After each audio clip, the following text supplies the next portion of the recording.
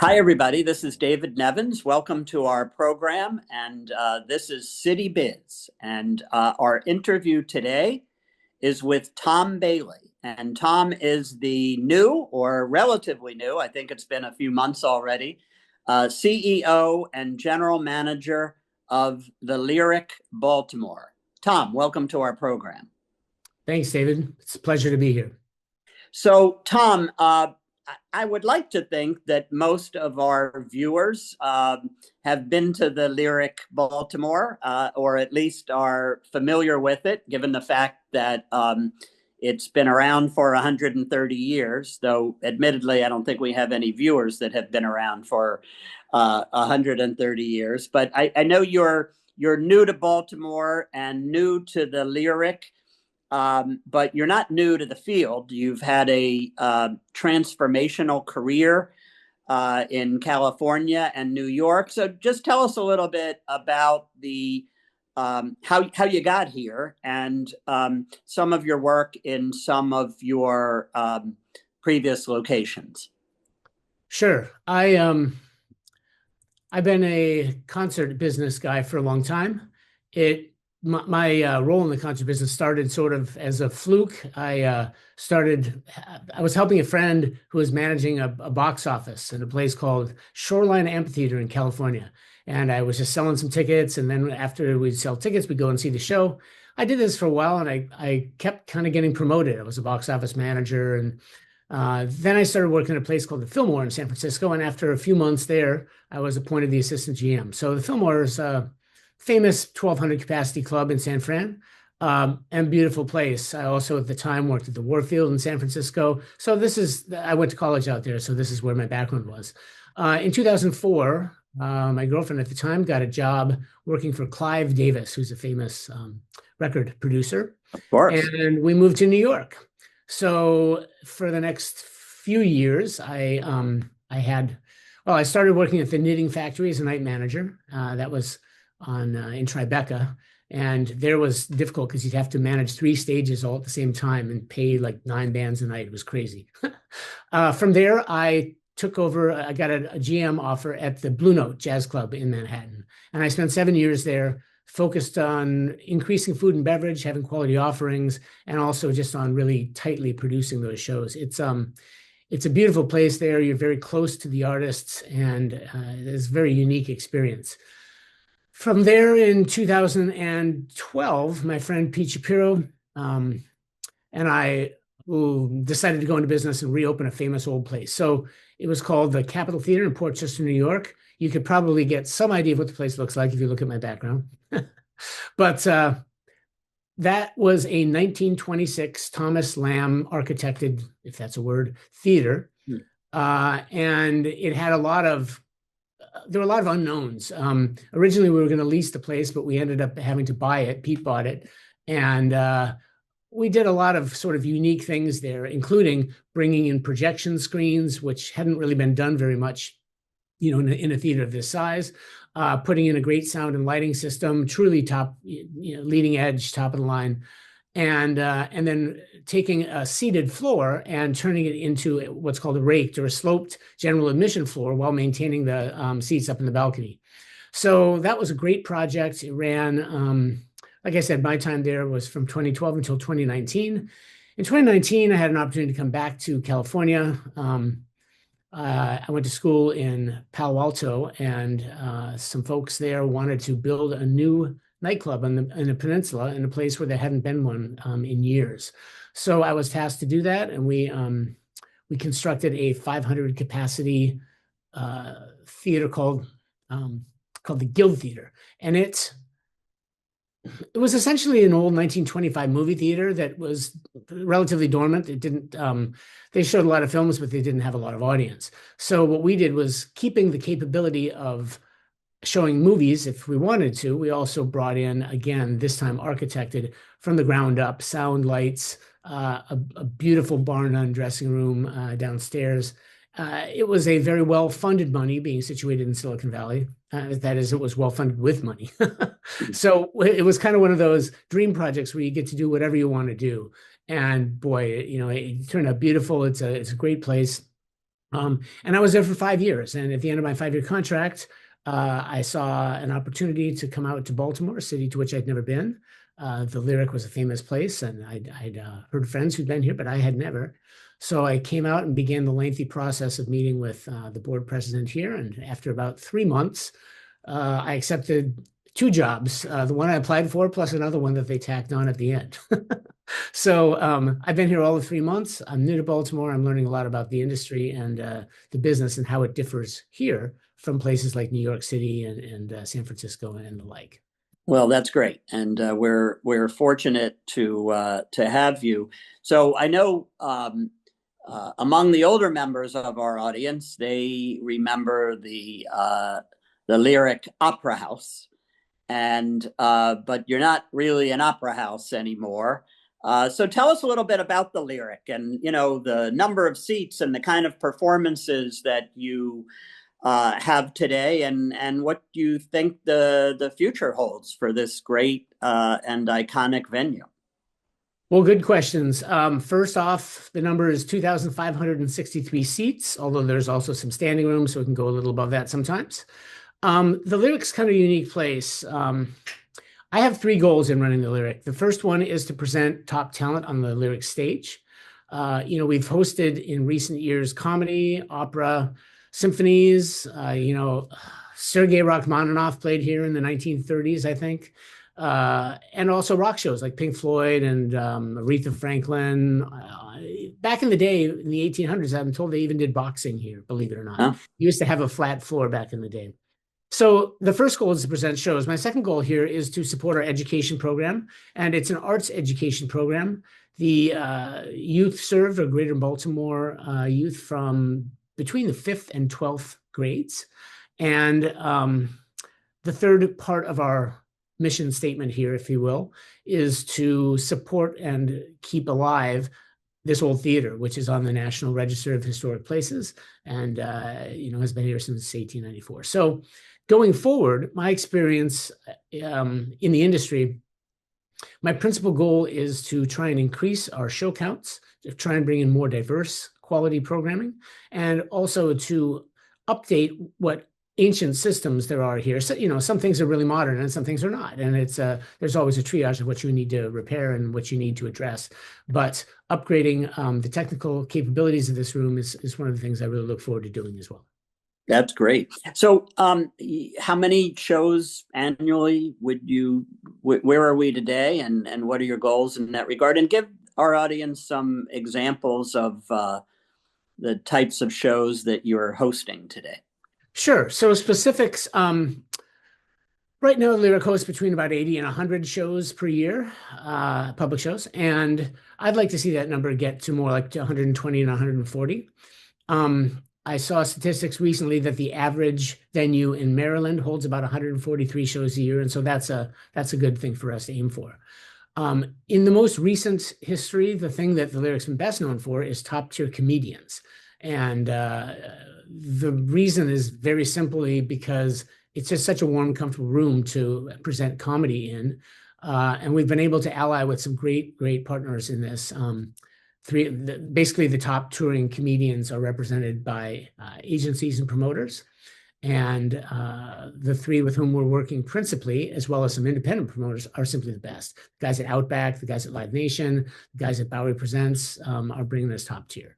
So that's great. It's interesting, too. One of the things that I've seen in Baltimore with venues of this size, and there's really three of them, all sort of in close proximity. There's us, the Lyric Theater. There's also the Meyerhoff Symphony Hall and the Hippodrome. And it's kind of funny how there's a niche market. So the Hippodrome has specialized in Broadway, and they do a very effective job of promoting, marketing that. And they've got a beautiful facility.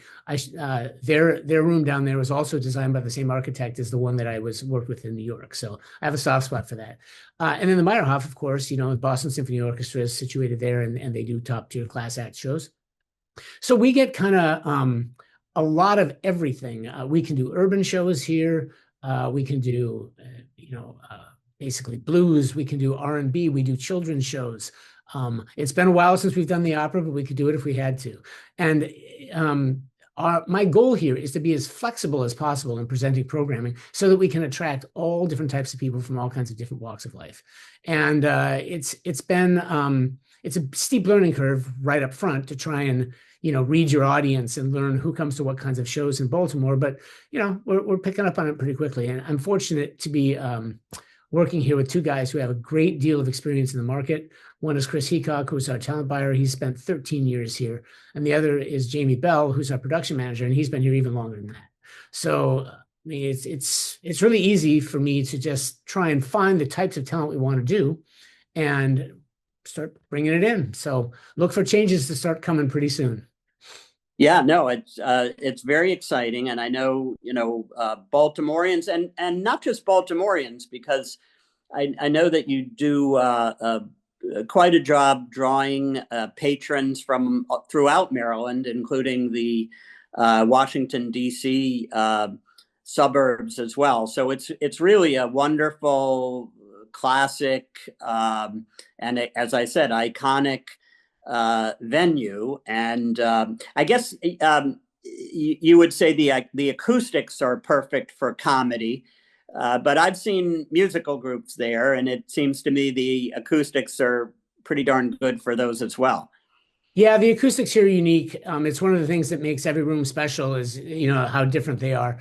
And this was built as a theater for performances. And so, an unamplified voice in 1894 or someone playing a stringed instrument on the stage, you've got to be able to hear it all the way in the back of the room, and you can still to this day do that. So it's got its unique acoustical signature, just like most famous places do. And my humble opinion, we sort of have an advantage over a lot of other venues here in the Baltimore area because that kind of thing is really uncommon. If you go to a new venue, one of these more industrial kind of places, it doesn't feel the same. Let's say you want to go see a comedy show. If I go see a comedian in an arena, it's a completely different experience than in a smaller room. You hear the guy's voice bouncing off the walls. Sure, granted, there's amplification now, but it's just a different experience. It's a different vibe. And vibe is the word I like to use. The best theaters in the country, the best theaters in the world have a vibe. Even the Sphere has a vibe, right? And they can change it a lot with their capabilities. But this room, being this old and with all these legendary people who've graced the stage, you walk in and you just kind of feel something about it.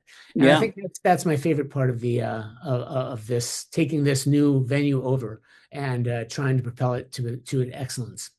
Yeah, and I think you noted well that though there are three similarly sized facilities in reasonably close proximity, the Meyerhoff, which is essentially across the street from the Lyric, that's for the Baltimore Symphony Orchestra primarily, and they don't seem to make an effort to do a ton of other stuff there. And the Hippodrome has done a fabulous job with touring Broadway shows. And I think the Lyric Baltimore, again, correct me if I'm wrong, is for just about anything and everything else. Well, that's the way I look at it. I wasn't fortunate enough to see there were symphony performances here, certainly at the Lyric, but I think the direction I'm taking, or the direction we're taking now as a venue, is to try and move towards being as flexible as possible. And so you lose a certain amount of specificity in one particular area. So for instance, I think it's hard to present a symphony better than, over there at the Meyerhoff. So would we even want to try to do that?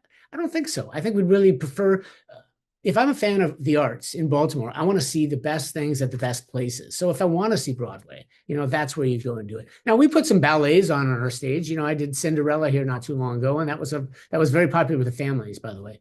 But you reach a point where you want to specialize in what you're really good at, and being able to have the bass reverberating off the walls here is not something that they would probably want to do at the Meyerhoff, right? Or even down at Ron's place on the Hippodrome. So it's a unique position, and because of where we're at right now, technically expanding that technical capability to allow us to bring in a wider range of acts. That's really, again, I apologies if I'm repeating myself, but that's my goal, and I try and stay focused on it every day. Yeah, no, you seem to be doing a pretty good job at it.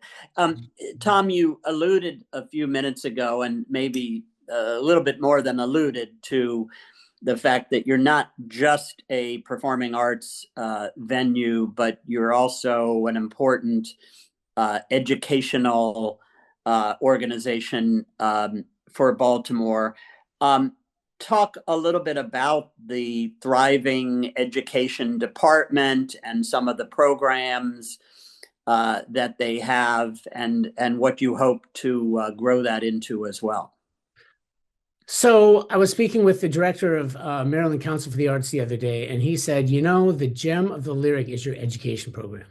And this is something with which I did not have a lot of experience coming in here. So again, here I'm fortunate in having two very skilled leaders for that education department in Denise and Ebony are their names, and they are really, really proficient and strong at what they do. So what this education program does is tries to teach creative techniques and basically the arts, if you will, for I think I said before it was ages from 5th grade to 12th grade. But so it's things like creative writing, whether that's scripts or music. Music is a whole nother focus, and musical courses, classes are done there. Basically dance as well is included, and anything that involves the arts whatsoever. What I'm trying to expand this program a little bit to do, where I do have some experience, is in what I would call musical production. And this is something new. We're going to be looking at starting with this as soon as I can get this implemented. But musical production is the creation of an event. So in other words, it's the more technical side. One bit that Lyric Education is already doing is having the artists on stage have a set of skills and techniques that they're learning.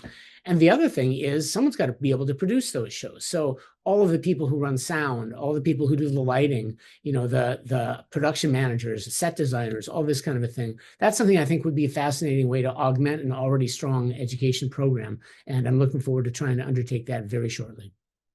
Well, I think you hit the nail on the head. I think you inherited a thriving education department and program that can only also grow and become more impactful for the young people of Baltimore. And arts education is not something that our society of late has paid enough attention to. I think you probably agree with that.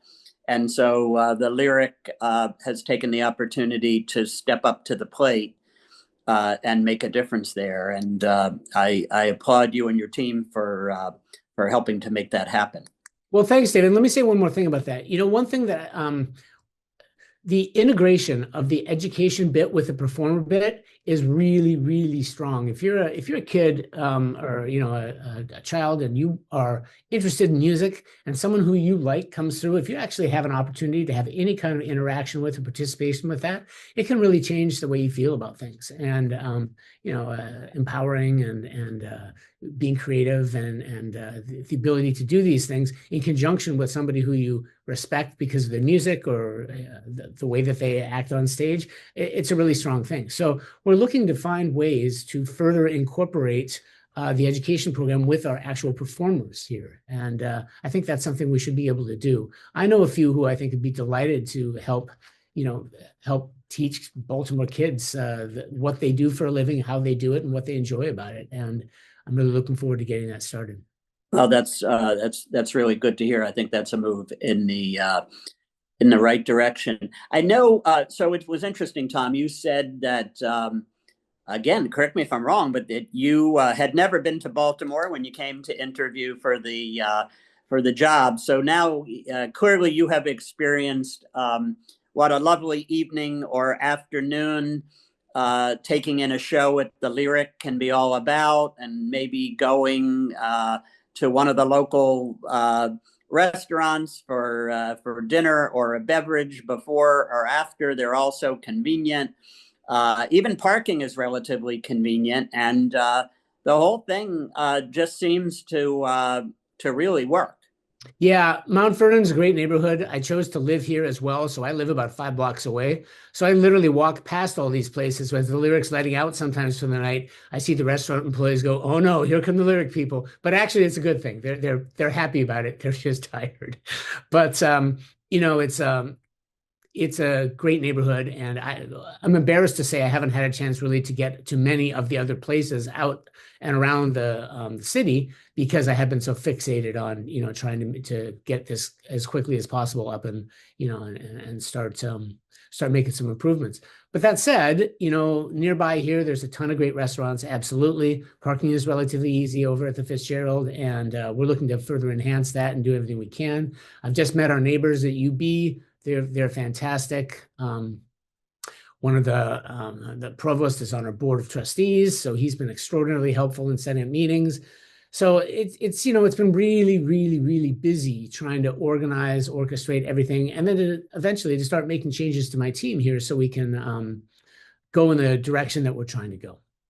And Tom, let me ask you, what are some of the, I didn't warn you of this question, so Uh-oh. hopefully you have good notes in front of you in terms of what are some of the bigger upcoming shows that are coming to the Lyric Baltimore? Well, in the short term, there's some big comedians coming. John Oliver is going to be here at the end of the month. He's always very popular and will sell out. Another big one is Jim Gaffigan, who's got, I think, at least 3 shows coming up that's in like 9 or 10 days. And a lot of the comedy focus, what I'm really trying to push towards now is to pick up more musical acts in the next year. Typically, we book about 6 months ahead with music acts as they go on national tours. So I can't tell you everything. Let's just say we've got a few aces in the hole. I've got a few friends still left in the industry who, if I call them and say, "Hey, we got an underplay for you, come on out here," they might be able to do it. So stand by, and I'll give you more updates on that. Sounds good. So let me close with I think I know the answer to this, but how's Baltimore treating a guy from California these days? All right. So let's put it this way. I understand now why it's called Smalltimore. It's kind of cute. But that said, it's a city that has a lot more arts than probably it deserves even. It's packed full of things to do. I haven't even been to the art museums yet. I haven't had the Oh, opportunity. But the people here are very supportive. Other directors and executive directors and CEOs of other organizations have been super, super helpful, offering me any kind of support they possibly can. One of the directors of one of those 3 venues I just mentioned, I went and took a tour, and he said, "Hey, if you're looking to hire a development director, we've got someone who's perfect for you here." So literally, we're sharing information, resources. It's really, really positive. No disrespect to New York, it's a little bit more cutthroat up there. So it was really nice to come back to a place where I feel like everyone's working collectively together towards the same goal, which is, to make some money, even though we're a nonprofit, to fund our education program and essentially to provide as many great shows to as many people in the Baltimore area as we possibly can. Well, Tom, I'm pretty sure I can safely say I don't know anyone in Baltimore that aspires for us to become New York.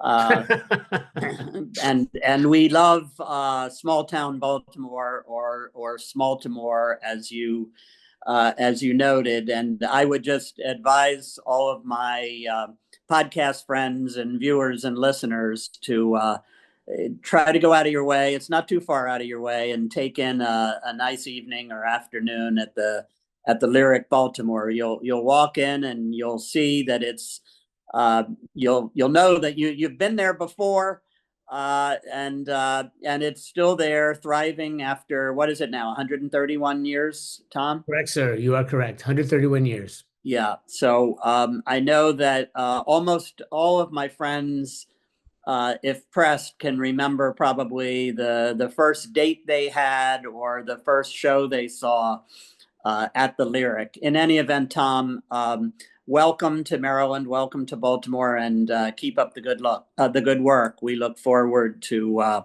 the growth of the Lyric. Thank you, David. It's my pleasure. Thank you so much. Our guest today has been Tom Bailey. He is the CEO and the general manager of the Lyric Baltimore in downtown Baltimore. Pay them a visit. I think you'll be glad you did. This is David Nevins for City Biz, and thanks so much for joining us today.